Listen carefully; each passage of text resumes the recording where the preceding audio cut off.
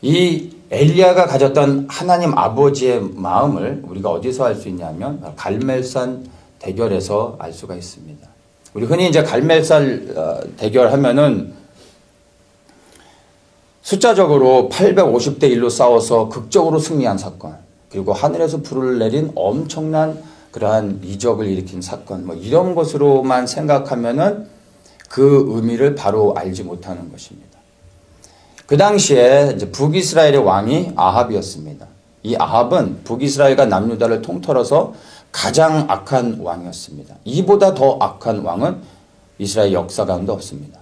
그리고 시대적으로 이스라엘 역사 가운데서 가장 어두웠던 시대를 말한다면 바로 아합 왕이 통치하고 있었을 때가 바로 가장 악했던 그리고 어두웠던 시대였습니다. 하나님을 섬기는 것이 민족의 사명이었던 이스라엘 백성들이요, 하나님을 거부하고 하나님을 섬기는 것이 불법이 되어졌었던 그 시대가 바로 아합 시대였던 것입니다. 하나님을 섬기는 모든 제사장들을 다 죽이고 하나님이라 말하면은 처형을 당하고 핍박을 당하는 것이었습니다. 이스라엘 땅에서 하나님을 말하는 것이 불법이 되어졌던 시대가 바로 이 아합 왕 시대, 바로 이 아합 왕 시대에 엘리야가 나타났던 것입니다. 그래서 모든 사람들이 하나님을 떠나 이방신을 섬기며 영적으로 음란을 행하고 있었던 바로 이 시대에 엘리야가 하나님 아버지의 마음을 가지고 나아간 것입니다. 그래서 아합 앞에 나아가서 이제 정말 누구의 하나님이 참 하나님인지 우리가 그것을 대결을 하자 해서 이방 제사장 850명과 엘리야가 이제 홀로 단독으로 서는 것입니다. 제단을 쌓고 불을 내리는 것을 통해서 시험을 하기로 했는데, 그 시험은 단순히 불을 내리는 것으로 인하여 어떤 하나님이 참 하나님인지를 나타내는 것이 사실은 아니었습니다. 그것은 표면적인 것이었고, 실제 엘리야가 했던 것은요, 하나님 앞에 드리는 제사였던 것입니다.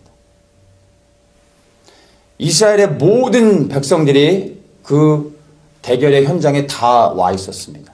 그리고 엘리야가 그 제단을 쌓고서 그 제단 위에 번제물을 드립니다. 희생제물을 드립니다. 그 희생제물은요, 속죄제물입니다.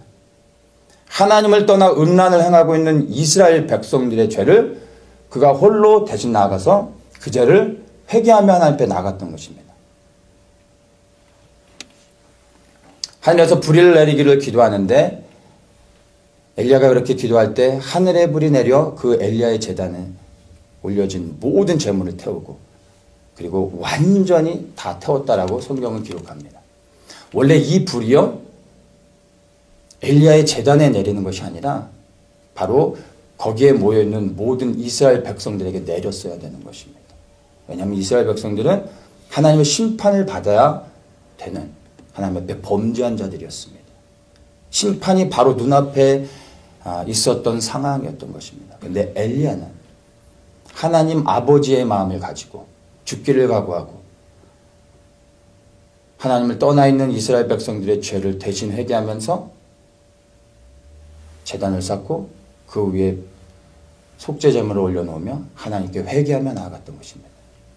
하나님께서 그 제단에 불을 내려주신 것은 시험에서, 그 대결에서 이기게 하기 위한 것이 아니라 그것은 곧 이스라엘의 백성들의 죄를 내가 용서해 주겠다라는 하나님의 마음인 것입니다.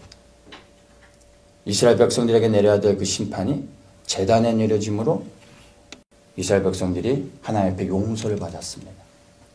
그리고 이제 그 사건을 계기로 이방의 제사장들을 다 죽이고 백성들이 하나님을 떠나 있었던 것을 회개하고 돌이켜 이제 하나님을 섬기는 자리로 다시 나아갔던 것입니다.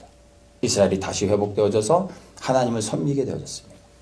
바로 그것이 엘리야가 했던 하나님이 가장 기뻐하셨던 것입니다.